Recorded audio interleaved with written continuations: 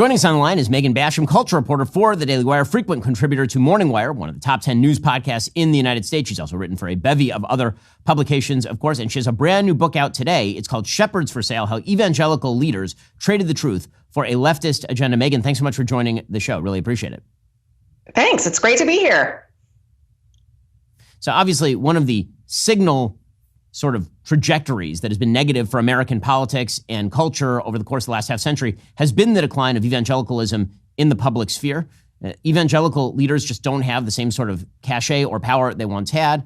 The church attendance has been going down pretty radically, and you discuss all of that in Shepherds for Sale. So what exactly happened here? How was it that the evangelical movement, which seemed to have so much momentum in, say, the early 1990s, late 1980s, seems to have fallen away so far? Well, what you're really seeing here is the same march through the institutions that we saw in academia, in Hollywood, in DC, has happened in the evangelical church. So there have been a number of left-wing billionaires, names you know, like George Soros, some you might not know, like Pierre Omidyar, the Buddhist left-wing founder of eBay, who have started creating evangelical front groups, funneling money into evangelical ministries, all of this with the intention of recreating and transforming evangelical institutions for the purpose of bringing them on board to progressive priorities and policies. And so really, this is a massive ongoing AstroTurf campaign, and it's been in the works for some 10, 15 years now, and you're really starting to see the fruit of it. So let's talk about the politicization of the church and the misalignment of church priorities that you talk about in the book. We've seen this in a lot of mainstream religions. This is not just relegated to the evangelical movement. It's happened inside synagogues. It's happened inside Catholic churches. They move to secularize church and to basically take away what made it effective in the first place and instead make it sort of a weird get-together with pizza and guitars as opposed to, a repository of eternal values. That has a pretty significant impact. It turns out that if you want pizza and guitar, you just go to a concert on a Sunday as opposed to sitting on some hard pews. Yeah, and it's especially important when you look at evangelicals because they are 30% of the American electorate, roughly.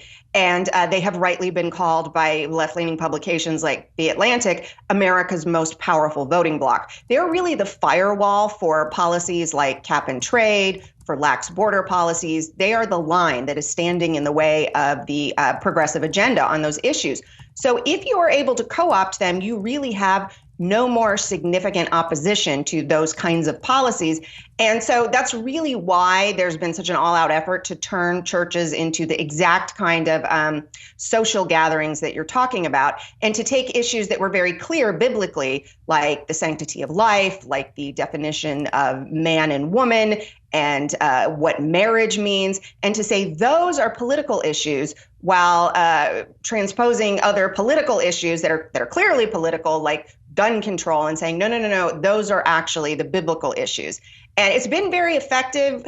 Hopefully, we'll shed some light on it today, but that's really what you're seeing. And I think it's why everyone, even if you're not evangelical, you're not a Christian, you're a conservative Jew, you're Catholic, you're not evangelical, but you follow the Pope in Rome. You still need to know about what's going on with this demographic because they're the ones who overwhelmingly are holding the line just because there's so many of them. Since 1974, Saudi Arabia has sold oil solely in American dollars, which was huge for our global economic dominance. Now they would like other options. If there's less demand for the US dollar, what happens to its value? It's for reasons like this I feel it's important to diversify some of your savings into gold. You can do that with the help of Birch Gold. Right now, qualifying purchases by July 31st are eligible to get a one-of-a-kind, limited edition Golden Truth Bomb. The only way to claim your eligibility is by texting BEN to 989898. Protect your savings by diversifying away from the US dollar with gold. Text BEN to 989898. Birch Gold will help you convert an old IRA or 401k into an IRA in gold for no money out of pocket. Right now, qualifying purchases will get a limited edition Golden Truth Bomb. Text BEN to 989898. That's BEN to 989898 today. Diversification matters, particularly in uncertain times.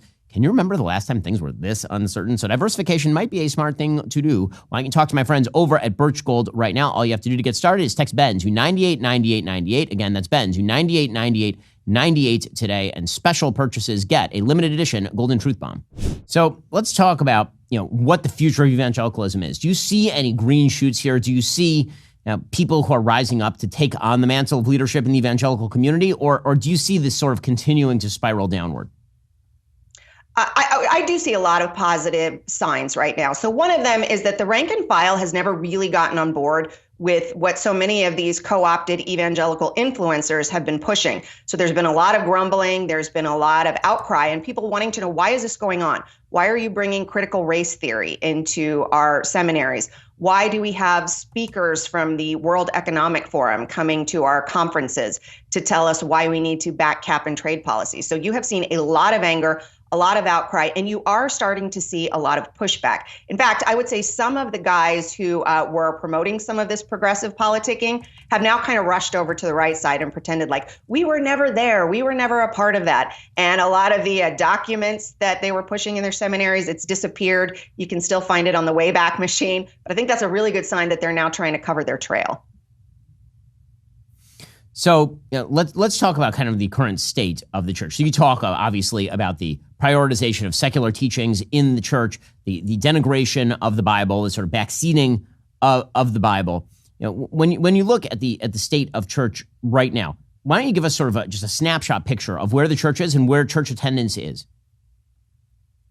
Well, it is true that church attendance has been declining, but I think it is interesting in the last couple of years, you have seen more people identifying as evangelical. And I think part of the reason there was a departure from churches has been because that very kind of lack of substantive teaching that you just spoke about that focuses on eternal doctrines, that's been missing. But there's clearly a hunger for it. So I see suddenly this return to conversations and discourse about what a holistic political theology would look like. So there's a demand out there, and my hope is that people will rise to fill it. And I also want to point out that, there's been some stalwart, solid, faithful pastors who are suddenly being rediscovered, men like John MacArthur, who I know you interviewed recently.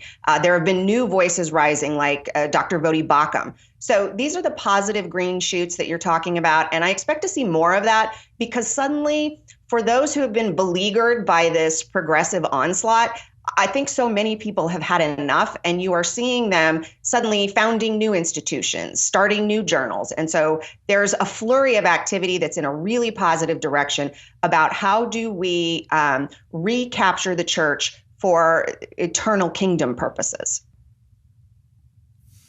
Well, the book, again, is Shepherds for Sale, How Evangelical Leaders Traded the Truth for a Leftist Agenda. It is out today. It is an important read. Megan Basham, thanks so much for the work that you're doing, and it's a great book. Everybody should go pick up a copy. Thank you, and thank you for your endorsement. Are you tired of the lies and the twists of the mainstream media talking points? Yeah, me too. Join me in my newest series, Fact, where I dismantle and bring truth to this tiring mainstream agenda.